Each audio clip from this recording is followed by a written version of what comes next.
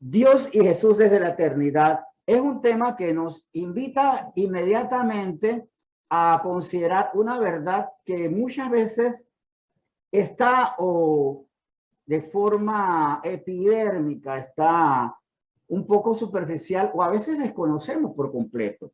Dios es eterno, Jesús también. Y vamos a ver no solo cómo Dios y Jesús son iguales, sino cómo trabajaron desde la eternidad y participaron en episodios donde a veces consideramos que solamente Dios Padre estuvo. Para eso les invito a que empecemos por Éxodo 2. Y este pasaje de Moisés muy conocido nos muestra a Dios llamando a Moisés para su obra. Jesús estuvo allí, pues hoy vamos a confirmar que Jesús estuvo con el Padre en ese momento. Dice Éxodo 2, versículos 23 al 25, lo siguiente. Aconteció que después de muchos días murió el rey de Egipto y los hijos de Israel gemían a causa de la servidumbre y clamaron. Y subió a Dios el clamor de ellos con motivo de su servidumbre.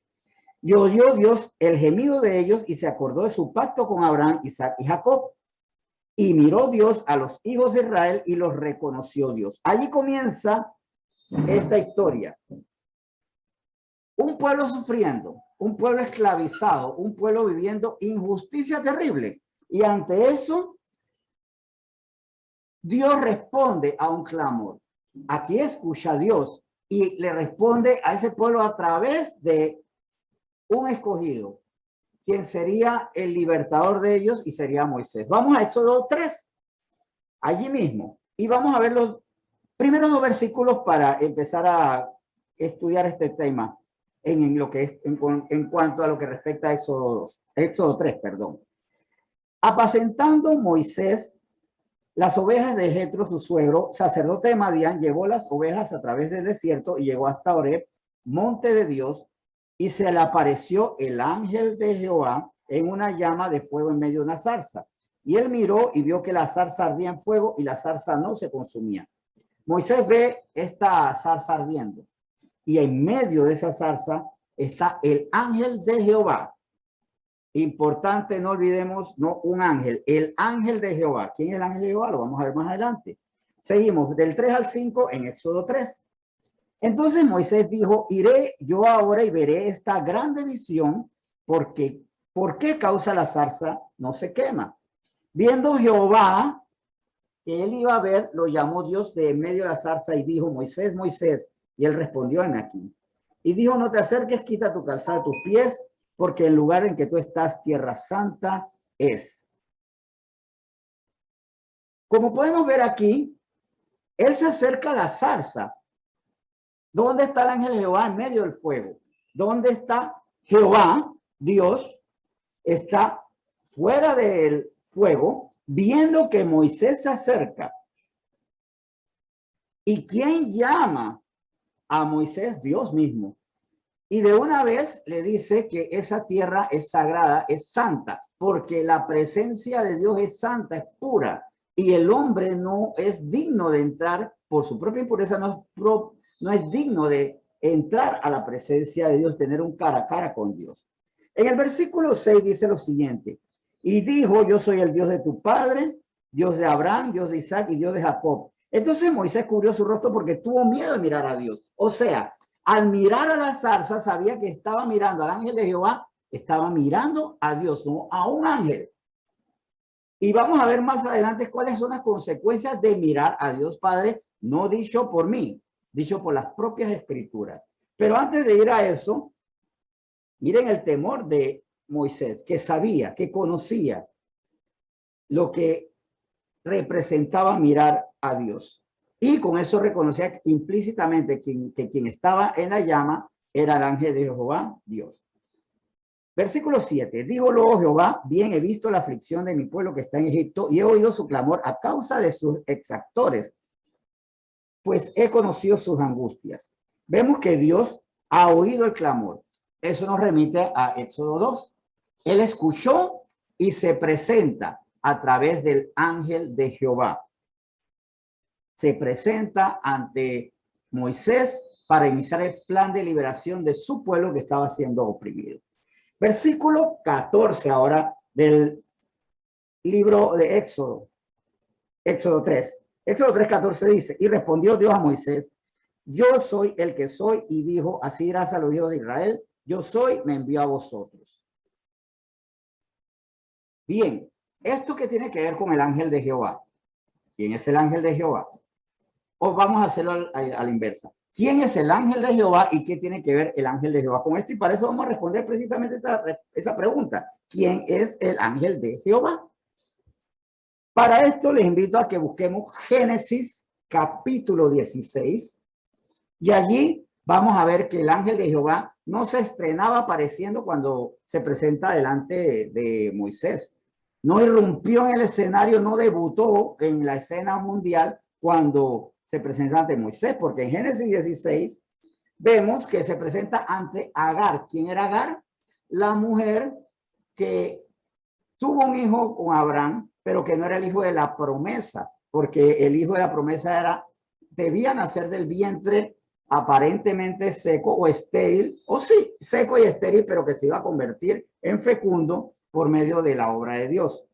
Y a esta mujer desconsolada, esta mujer en aprietos, en apuros, se presenta ¿quién? Vamos a ver, Génesis 16, del 7 al 8. Y dice, y la halló el ángel de Jehová junto a una fuente de agua en el desierto, junto a la fuente que está en el camino del sur, y le dijo Agar, sierva de Sarai, ¿de dónde vienes tú y a dónde vas? Y él respondió, huyo delante de Sarai, mi señora. El ángel de Jehová se le acerca y se le presenta y le muestra su compasión, su misericordia, su preocupación. ¿De dónde vienes tú y a dónde vas? Que no sabía, porque aquí uno puede decir, pero Dios necesita saber. Es más bien, o lo correcto es que cuando Dios nos pregunta, no es porque ignora, sino porque quiere que nosotros conozcamos nuestra condición. Como cuando Dios le pregunta a Adán, ¿dónde está? ¿Dónde está Adán? ¿Dónde está Eva? ¿Qué has hecho? Cuando les preguntaba, él ya sabía dónde estaba. Estaba escondido por su propia culpa, por su propia condición de pecado. Y cómo esa conciencia de pecado que estaban estrenando, porque hasta antes entonces no habían pecado, les impelía o lo desmotivaba a esconderse. Aquí vemos que el ángel de Jehová se acerca a ella, pero muy interesante lo que vemos en los versículos 9 y 10. Y le dijo el ángel de Jehová, no Dios, el ángel de Jehová, vuélvete a tu señora y ponte sumisa bajo su mano. Le dijo también el ángel de Jehová, multiplicaré tanto tu descendencia que no podrá ser contada a causa de la multitud. Hago una pequeña corrección, acabo de decir algo que no es exacto. Le dije el ángel de Jehová y no Dios. Es Dios. Vamos a corregir este punto porque sin querer me acabo de contradecir con respecto a mis propias convicciones. Sí es Dios. Primero que todo, es Dios porque miren lo que le dice que está aquí resaltado en letras amarillas. Multiplicaré tanto tu descendencia que no podrá ser contada a causa de la multitud.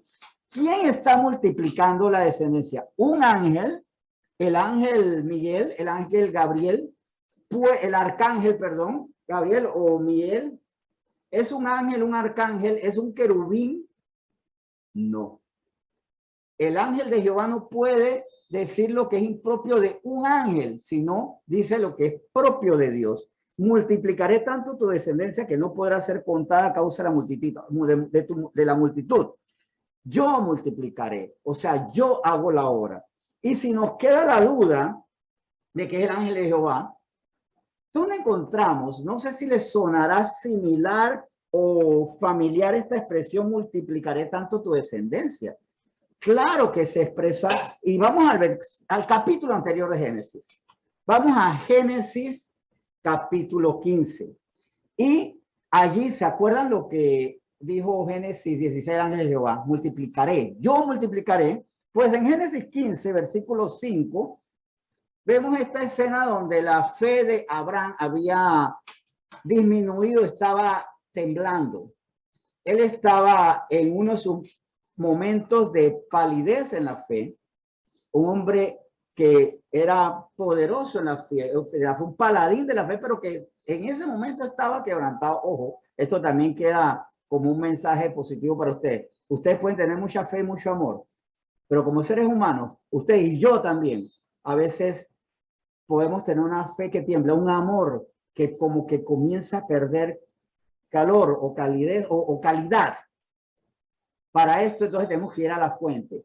Dios nos alimenta, nos llena de su amor y nos convence. Él pone en nosotros la convicción, la fe, Él la alimenta. Así que si tenemos poca fe o un amor desteñido, acerquémonos a Dios para que Él nos renueve, nos fortalezca y nos llene. Dice Génesis 15:5, y lo llevó fuera y le dijo, mira ahora los cielos y cuenta las estrellas si las puedes contar. Y le dijo, así será tu descendencia. ¿Quién dijo implícitamente, te voy a multiplicar? Dios. ¿Quién le dijo a Agar, te multiplicaré, tendrás una gran descendencia? El ángel de Jehová.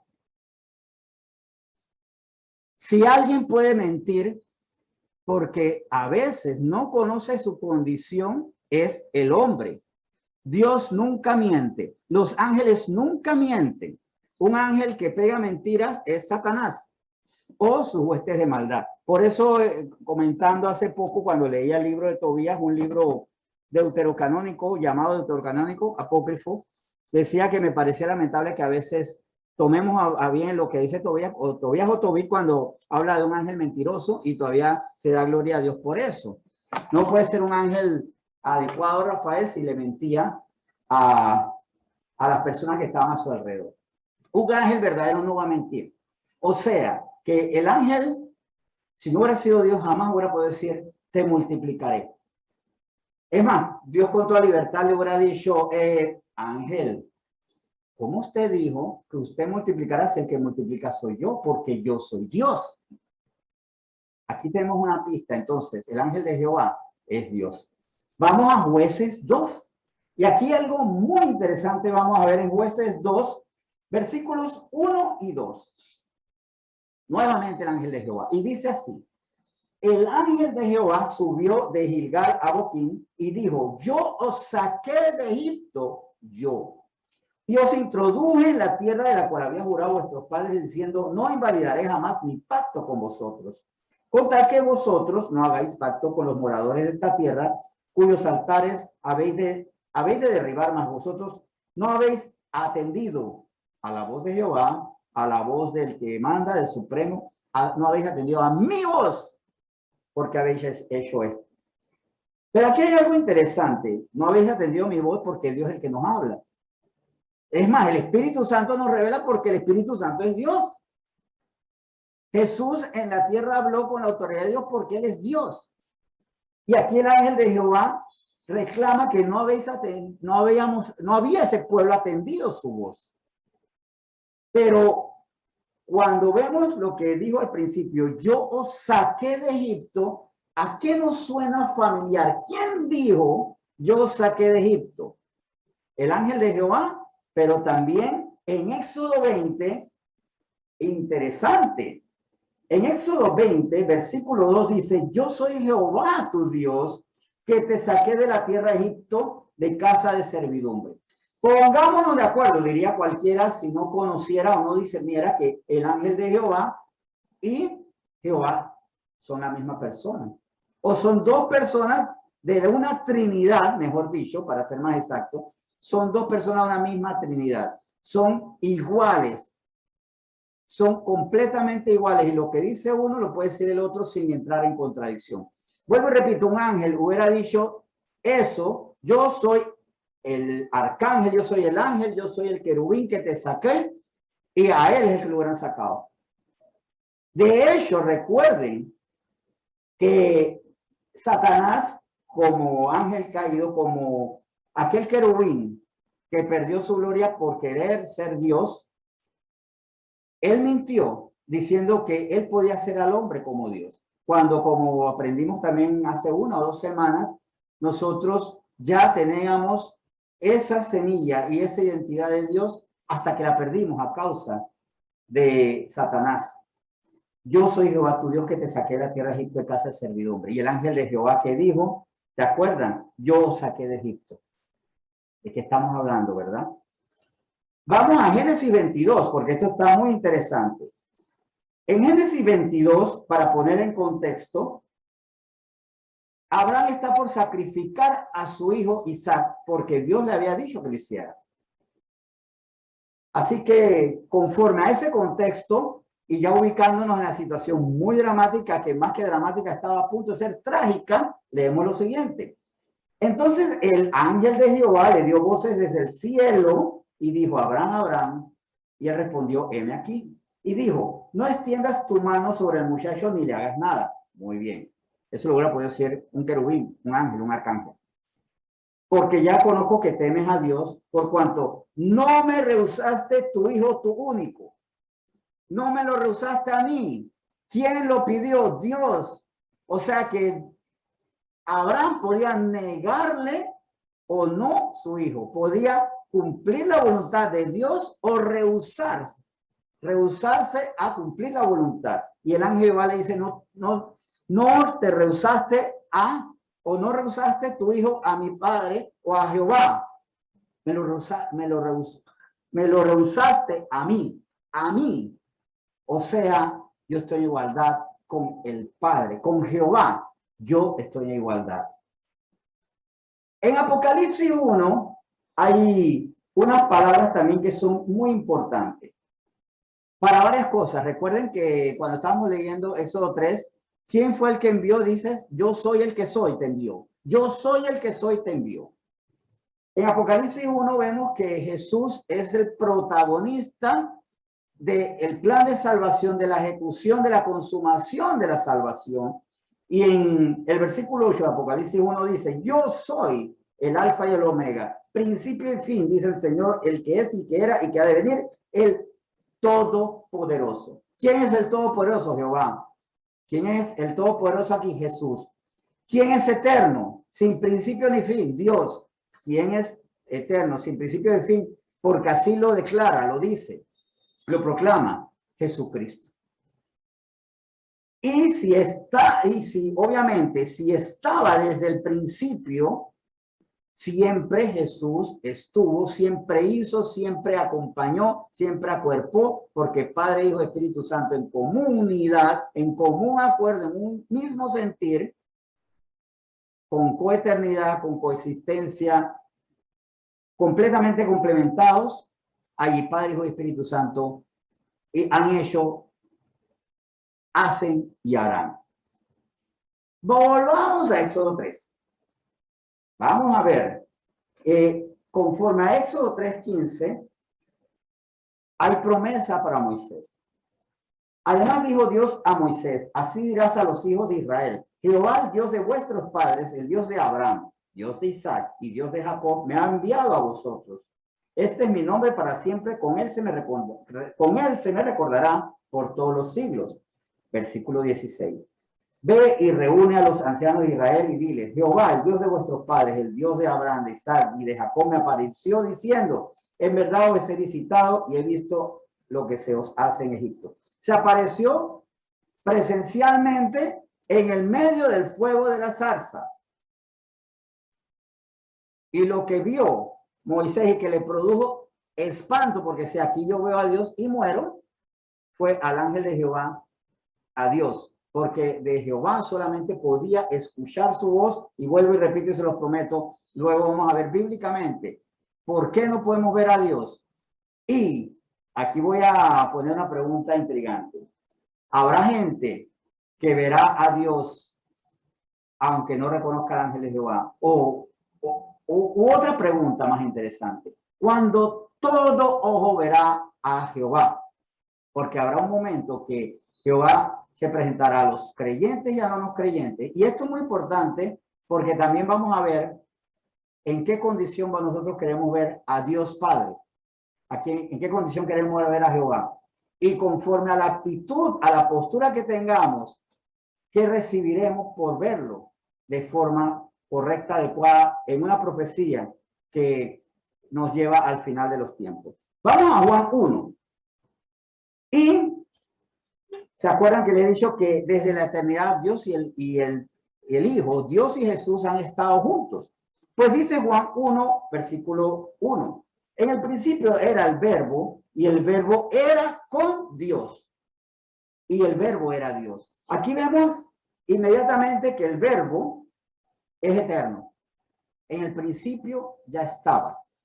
El verbo estaba con Dios, era en su esencia con Dios al mismo tiempo, pero a la vez el verbo era Dios. El ángel de Jehová es Dios. Por eso es que el ángel de Jehová puede decir, yo te multiplicaré. No me lo rehusaste a mí, porque yo soy Dios. No, eres el ángel de Jehová, soy Dios. Por eso puedo decir lo mismo que dice Jehová. En el versículo 3 de Juan 1 dice, todas las cosas por él fueron hechas, y sin él nada de lo que ha sido hecho fue hecho. Una de las condiciones o uno de los requisitos ineludibles de ser todopoderoso es que yo todo lo puedo hacer.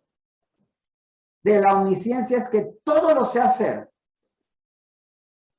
Y la omnipresencia es que en donde haya que hacer, yo estoy para hacer. Y aquí cuando hablamos del verbo de Jesús, todas las cosas por él fueron hechas, mostrando su omnipotencia, su omnipresencia, su omnisciencia. Y también cómo él determina la existencia o no de las cosas, porque sin él nada de lo que ha sido fue hecho. Y en el versículo 4, importantísimo, en él estaba la vida y la vida era la luz de los hombres. En él estaba la vida. ¿En quién? En Jesús, en el verbo. Porque luego vemos que el verbo se hizo carne. No Jehová se hizo carne, fue el verbo. Y ese verbo que se hizo carne es Jesucristo. En él estaba la vida y la vida era la luz de los hombres. Esto en Juan 14 se confirma. El Señor categóricamente lo recuerda. Aquí vamos a ver un concepto fundamental. Jesús le dijo, yo soy el camino y la verdad y la vida. Nadie viene al Padre sino por mí. ¿Y por qué nadie viene al Padre sino por él? Porque recuerden que en el principio era el verbo y el verbo era con Dios, el verbo era Dios. O sea, si yo estoy con el Padre es por mí. ¿Y por qué? Porque estaba con Dios en la eternidad. No, aquí vamos a ver que no solo por eso. Vamos a verlo más adelante, pero mientras tanto vamos a Génesis 2 nuevamente, porque recuerdan qué fue lo que él dijo. Yo soy el camino y la verdad y la vida. Nadie viene al Padre sino por mí. ¿Por qué dice que la vida? ¿Y cuándo demuestra que es la vida? ¿Dónde Jesucristo participa? En Génesis 2. Él es la vida, ¿verdad? Él es la vida. Pues resulta que en Génesis 2, versículo 7, dice lo siguiente. Entonces Jehová Dios formó al hombre del polvo de la tierra y sopló en su nariz aliento de vida y fue el hombre un ser viviente. O sea, todo es hecho por él, por el verbo, por Jesucristo, y sin él nada puede ser hecho. Él es la vida y a través de él es que el ser humano, el primer ser humano, recibió ese aliento de vida cuando solamente su cuerpo había sido hecho del polvo de la tierra, había sido formado de ese polvo de la tierra, y con ese aliento de vida que es Jesucristo, él abrió los ojos y percibió la creación que Dios le había dado para que tuviera señorío sobre ella, para que la administrara, para que disfrutara lo que la vida misma le estaba permitiendo recibir, lo que Cristo mismo como aliento de vida, como vida, permite que uno reciba. O sea que cuando Cristo llega como aliento de vida, el hombre fue un ser viviente. Y esto es muy importante. Cristo llega como aliento de vida y permite que yo sea un ser viviente. Por eso, pues, cuando el hombre se separa de Dios, muere espiritualmente. Está vivo, pero muerto al mismo tiempo. Está vivo por un tiempo, pero la eternidad no se le garantiza. Está muerto, separado de Dios, que eso es lo que es la condenación. Vamos a Juan 8. Otra aseveración de Jesús muy interesante que nos va a convencer de que Jesús y el Padre siempre estuvieron juntos.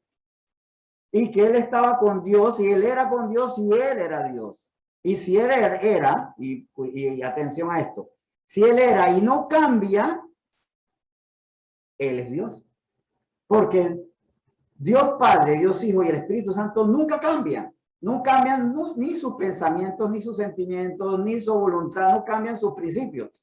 Y por encima de eso, donde se contiene todo su principio, su esencia, su sentimiento, su pensamiento, su propia esencia, en su propio ser. En el principio era. La esencia de lo que fue no cambia. Así que si Él fue Dios, Él es Dios y será Dios hasta la eternidad. Dice Juan 8, versículo 12. Otra vez Jesús les habló diciendo, yo soy la luz. Se lo dijo en presente. Yo soy la luz del mundo. El que me sigue no andará en tinieblas, sino que tendrá la luz de la vida. Yo soy la luz, se lo dijo a sus contemporáneos. Pablo después desarrolló esta idea en 2 Corintios capítulo 4. Y allí Pablo desarrolla para esta iglesia, la de los Corintios, este postulado, esta verdad con las siguientes palabras. 2 Corintios 4, versículo 6. Porque Dios que mandó que de las tinieblas resplandeciese la luz, es el que resplandeció en nuestro corazón. Y puse es él el que resplandeció en nuestros corazones, no es lo que resplandeció. En términos físicos, de ciencia, de física, la luz no es un él, es una cosa, es luz. No es un ser pensante, no es un ser sintiente, no es un ser con voluntad.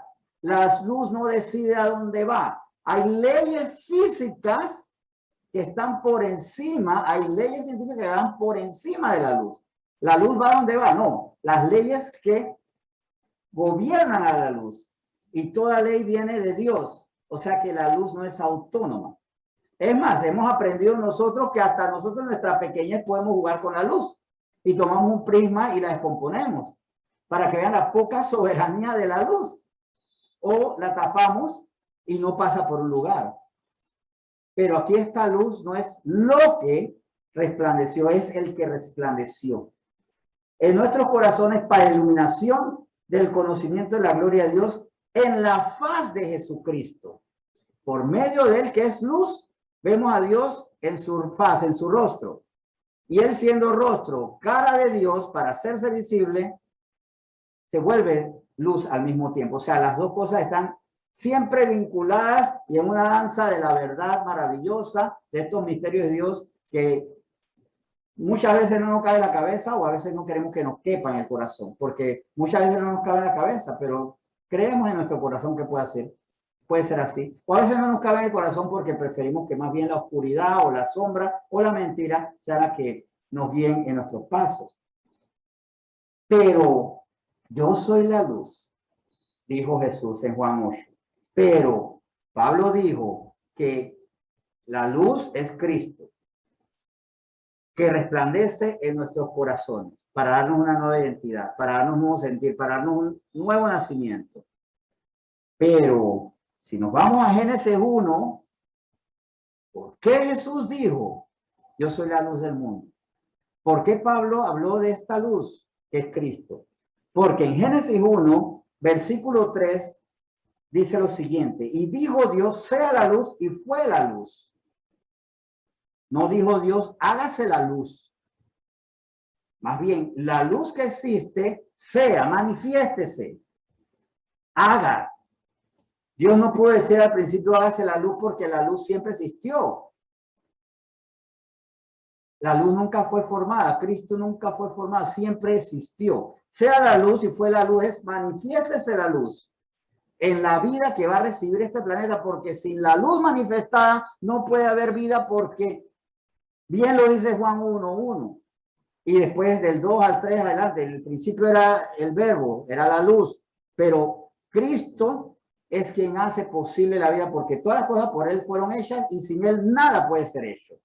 Por eso Cristo en su eternidad como luz se manifestó desde el principio haciendo, no viendo. Jesús no estaba viendo, él estaba haciendo. Padre, Hijo y Espíritu Santo trabajaron de la mano. Cualquiera que se inquiete por ahí, ¿dónde está el Espíritu Santo? Ese es otro tema que vamos a tocar más adelante. Pero por ahora quiero que enfaticemos bien en esta relación, esta igualdad entre el Padre y el Hijo. Ahora, muy interesante esto. Recuerden que Pablo había dicho que para iluminación del conocimiento de la gloria de Dios en la faz de Jesucristo. Para nosotros conocer la gloria de Dios tenemos que verlo en Jesucristo, ver esa gloria en Jesucristo. Así que aquí nos debe llevar esto a esta realidad. El mundo no ha podido ver al Padre, pero sí al Hijo. Y vuelvo y repito, nunca el hombre ha visto al Padre, que lo va a ver sí. Y de acuerdo a la decisión que usted tome, o que ya tomó, o que puede ser que tome hoy, necesita tomar hoy, usted va a ver en qué condición va a ver al Padre. El mundo no ha podido ver al Padre, pero sí al Hijo. Éxodo 33, ¿de dónde yo saco algo que puede ser semejante disparate? Pues de las escrituras que nos dice así en Éxodo 33, versículos 19 y 20. Y dice, y le respondió, yo haré pasar todo mi bien delante de tu rostro y proclamaré el nombre de Jehová delante de ti y tendré misericordia del que tendré misericordia y seré clemente para con el que seré clemente. Dijo más, no podrás ver mi rostro porque no verá hombre, no me verá hombre y vivirá. De nosotros, ¿qué podíamos ver? ¿De qué podían ver esos hombres? ¿Qué podía ver el pueblo de Israel? ¿Qué podía ver la humanidad en ese tiempo? Siempre tuvo una pista la creación. La gloria de Dios, a través de sus milagros, podían ver la columna de nube, la columna de fuego, que era la manifestación de Dios con ellos. Podían ver de Dios el maná que llovía del cielo, que del cielo caía, se posaba sobre ellos. Podían ver la gloria de Dios, el resplandor de Dios, pero a él no, porque el mismo Señor advirtió, no podrás ver mi rostro porque no me verá hombre y vivirá. Por eso es que cuando vemos que Isaías en el capítulo 6 ve que Dios se está manifestando y dice, muerto estoy, porque no podemos ver al Padre, porque ver al Padre sin ver al Hijo representa muerte. Y que quede esto bien claro, si yo no veo al Hijo y no reconozco al Hijo, que es Jesucristo, voy a ver muerte.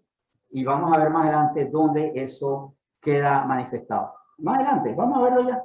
Vamos a verlo ya. Vamos a verlo en Apocalipsis 20. Dice así, y vi un gran trono blanco y al que estaba sentado en él, de delante del cual huyeron la tierra y el cielo y ningún lugar se encontró para ellos. Y vi a los muertos, grandes y pequeños, de pie ante Dios y los libros fueron abiertos. Y otro libro fue abierto, el cual es el libro de la vida. Y fueron juzgados los muertos por las cosas que estaban escritas en los libros según sus obras. Resulta que los que han muerto resucitan para ver sus obras.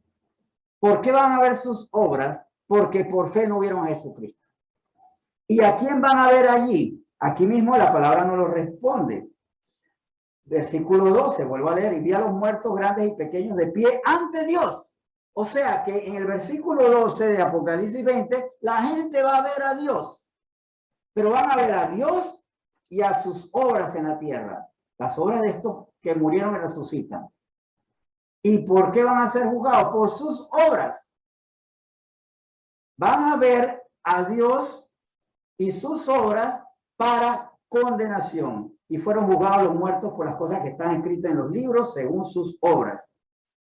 Entonces allí, las personas que no creyeron en Cristo, que no reconocieron al Verbo, que no reconocieron la luz, que no le dieron lugar, porque nadie viene al Padre sino por el Hijo, y quien ve al Hijo ve al Padre, pero con la purificación que da Jesucristo, que otorga Jesucristo, va a ver al Padre para condenación. Nosotros cuando vemos a Jesucristo es para salvación, porque Él es el aliento de vida y que nos infunde vida a través de un nuevo nacimiento. Cosas que a veces nos quedan grandes. Si le quedó grande este concepto a Nicodemo en Juan 3, es que tengo que entrar, envolverme dentro del vientre de mi madre y nacer nuevo así yo grande. ¿Cómo voy a nacer de nuevo? Es que nazco en el Espíritu por medio del aliento de vida que es Jesucristo cuando yo lo reconozco como Salvador. Aquí entonces la postura determinante podría hacerse es interesante, sí es interesante, pero más que interesante, determinante. Usted determina si va a encontrarse con el Padre antes o reconociendo a Cristo como el Salvador o no. Los que van a este juicio, que es el juicio del trono blanco, son aquellos que A Jesucristo le dijeron, no, usted no es mi Salvador, usted no es mi Señor, yo no me arrepiento de mi vida, porque recordar que no solamente si Jesús fue un buen muchacho y debía ser un tesorito para su mamá, sino Él es el Salvador, es el Señor, y como el Señor, Él va a determinar mi vida, y tal vez moriré con algún pecado porque luché hasta lo último, pero luché peleando, luché dejando el pecado atrás, luché por la salvación, como el ladrón que sin haber sido absuelto, fue absuelto por el hombre, por los juzgados.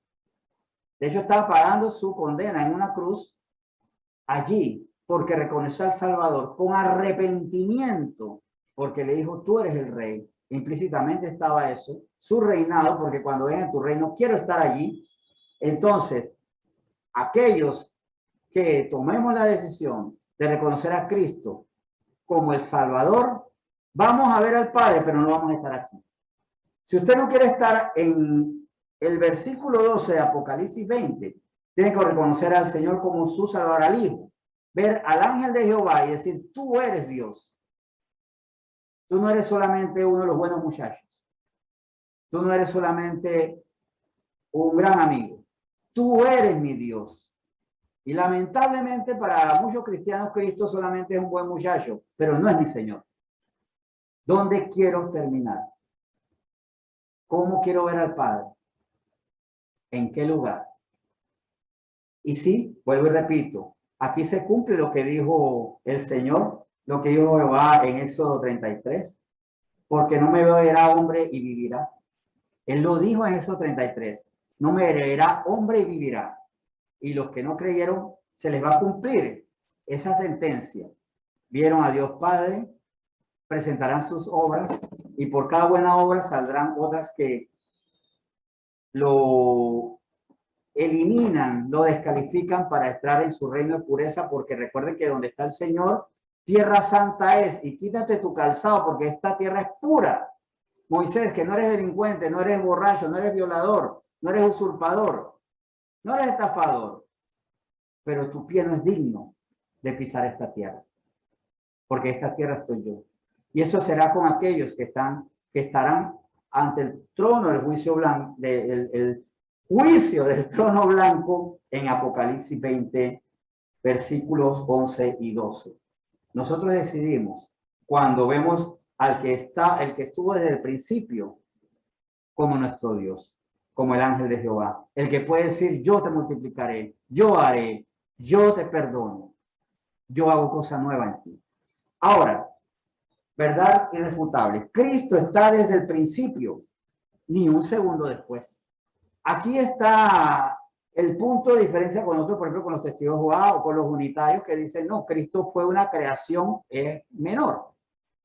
Con estas doctrinas que dicen que Cristo fue creado en la eternidad. No, Cristo está desde el principio, ni un segundo después. No es que Dios en el segundo cero, aunque bueno, el segundo cero no se puede decir porque en la eternidad no hay segundos, ni minutos, ni nanosegundos, ni nada. En la eternidad estaba Dios y un respiro después de la eternidad estaba Cristo. Siempre estuvieron ahí. Y en 1 Juan 1, esto se confirma. Cristo es Dios. Y dice 1 Juan, capítulo 1, versículo 1. Lo que era desde el principio, lo que hemos oído, lo que hemos visto con nuestros ojos, lo que hemos contemplado y palparon nuestras manos tocante al verbo de vida. Eso es Cristo. Eso es lo que es Él. Lo que era desde el principio. Lo que era es lo que es, lo que será. No hay un tiempo para Dios Padre y un tiempo para Jesús. Para ellos, de hecho, vuelvo y repito, esto es lo que es difícil de entender o asimilar. La eternidad es la ausencia de tiempo. Eso es lo que ocurrirá a nosotros cuando estemos en la eternidad. No pasarán los minutos, segundos, ¿sí? Será un eterno gozo, una eterna paz, una eterna libertad. Para aquellos que, por reconocer al Hijo, no veremos al Padre a secas, sino lo veremos justificado por su gracia. Cristo tiene como el Padre toda autoridad. Y aquí vemos que Cristo tiene autoridad, tal igual como el Padre, como aquel ángel de Jehová que le dijo a Agar, yo te multiplicaré. Que le dijo al pueblo de Israel, yo te saqué de Egipto, yo fui el que te saqué. Mateo 28, versículos muy conocidos en nuestra iglesia porque son como pilares de nuestra identidad. Mateo 28, 18 al 20 dice, y Jesús se acercó y les habló diciendo, toda potestad me es dada en el cielo y en la tierra. Todo poder, toda autoridad, ¿verdad? Por tanto, id y haced discípulos a todas las naciones, bautizándolos en el nombre del Padre, del Hijo y del Espíritu Santo. Con esto, interesante. En el nombre del Padre, el Hijo y el Espíritu Santo es lo mismo.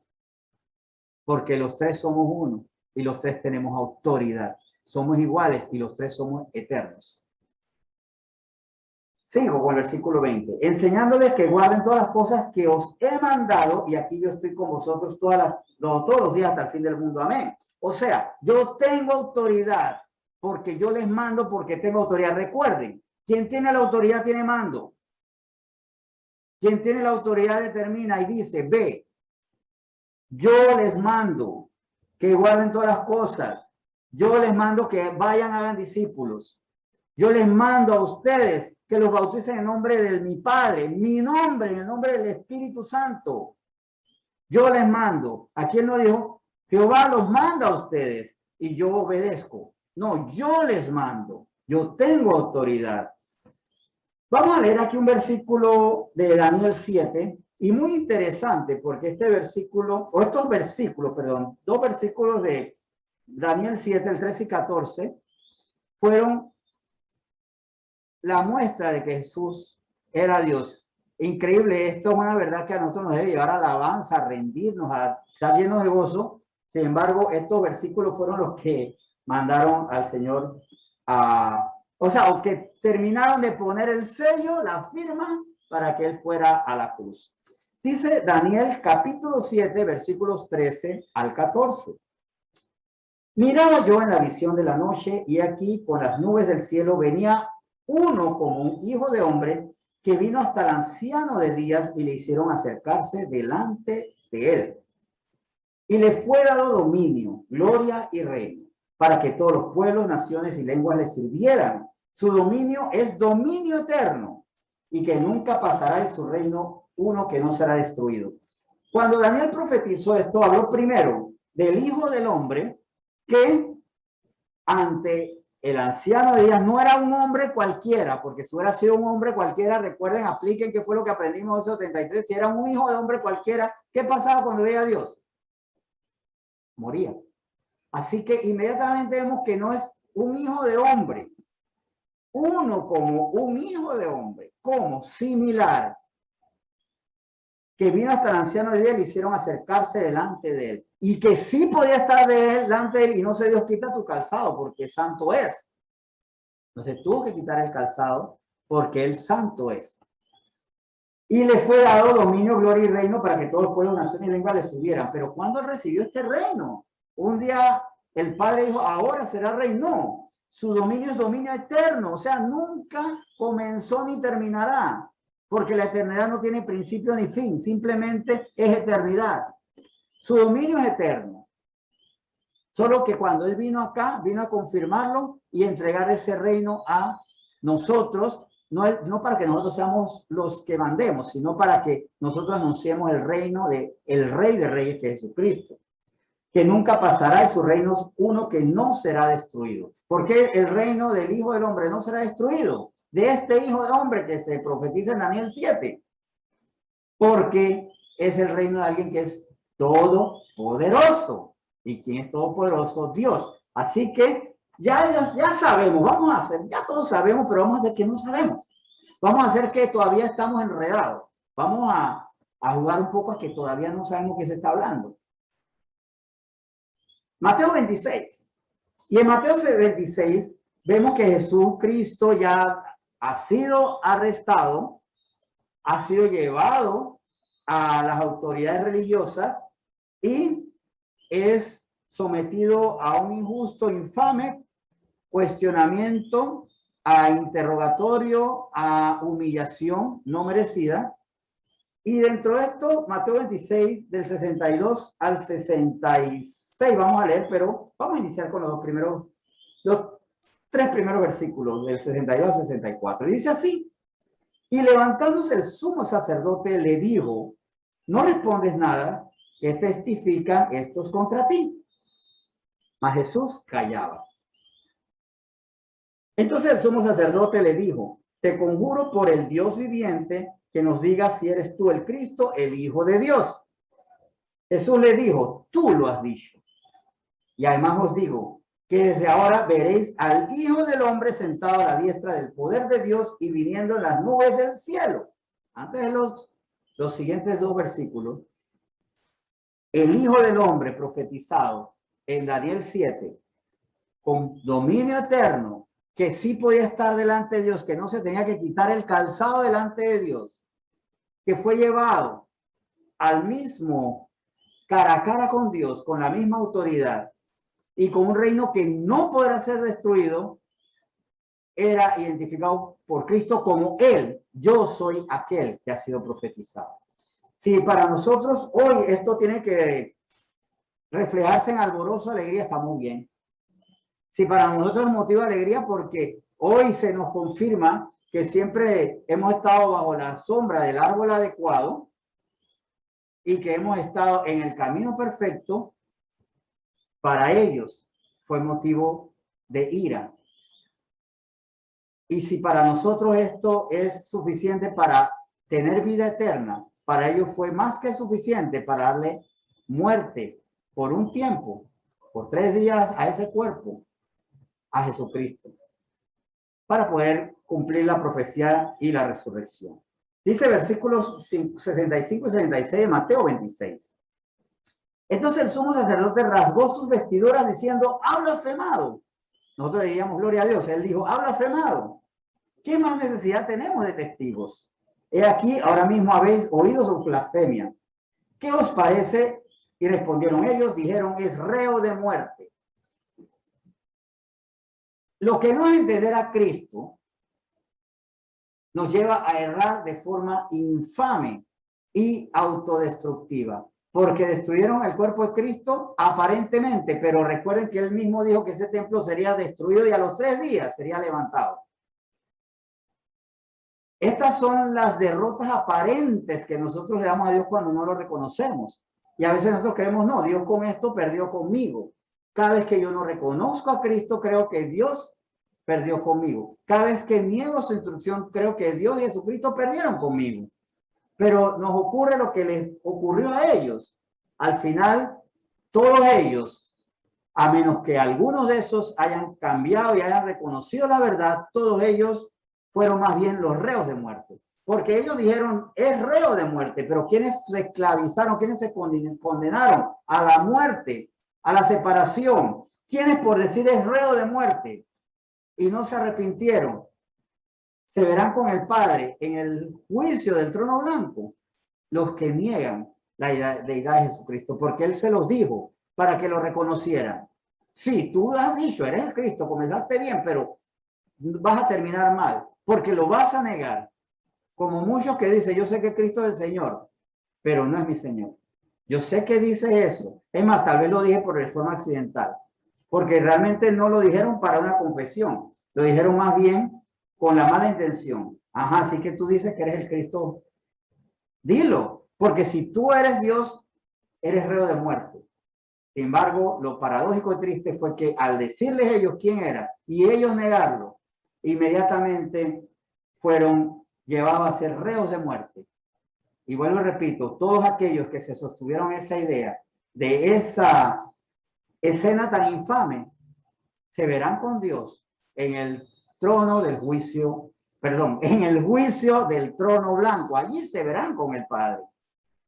Cristo es el que permite el ángel de Jehová, con todo dominio, todo poder, con toda autoridad, decir, no te multiplicaré, te daré vida, te levantaré, te saqué de Egipto, yo te liberé, yo te limpié, yo soy el aliento de vida, yo soy lo que tú necesitas. Lo que ahora, y de esto dentro de lo que es la reflexión final, es, yo sé que Jesucristo es Dios, le estoy dando lugar, estoy medio que cavilando en eso o lo que se enseña en falsas doctrinas? ¿Creo eso o es un Dios en minúscula? Y como es un Dios en minúscula, es un Dios pequeño, insuficiente, y es tan en minúscula que a lo mejor yo digo, yo no comparto la doctrina de los testigos de Jehová o de aquellos, todas estas clases de doctrinas, o de los hinduistas que dicen que fue un gran hombre, o de los musulmanes que dicen que fue un profeta, o de los bajaulá que dicen que él es otro iluminado. Tal vez yo no diga que sea de esas doctrinas erradas, pero si él no es mi Dios, sino es un Dios con minúscula, si yo no me he arrepentido delante de él, si yo no lo he puesto como mi Salvador, usted se está llevando, está comprando el pasaje y está ocupando un puesto en la triste escena que es el juicio del trono blanco.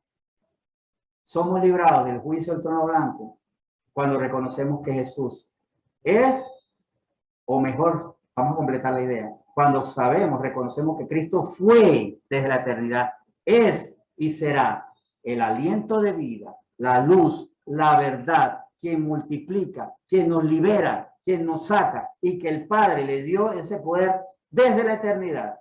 Todo dominio se lo dio, es un reino indestructible. ¿Cuál es nuestra posición con respecto a Cristo? Y otra pregunta asociada a eso. ¿Sabe usted que la posición que usted tenga delante de Cristo le otorgará la posición que usted tendrá delante de Dios, ya sea en el trono, frente al trono, cuando se haga ese juicio, frente al trono blanco, cuando se haga ese juicio para condenación, donde diremos, pero si yo hice buenas obras, yo alimenté a mis hijos, yo les compré juguetes, yo ayudé al prójimo, yo pintaba las casas a los demás, hasta oraba por los demás, pero nunca te rendiste.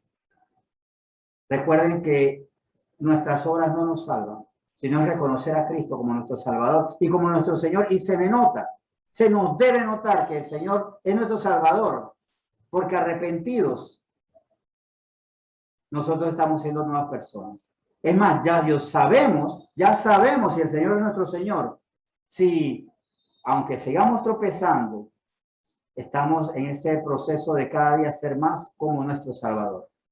Yo les invito entonces a que reflexionemos sobre eso, que meditemos y que esto le dé fuerza a nuestro mensaje de salvación. Y que oremos, clamemos por aquellos que amamos y que deben arrepentirse para que no ocupen un lugar de condenación en el juicio del trono blanco.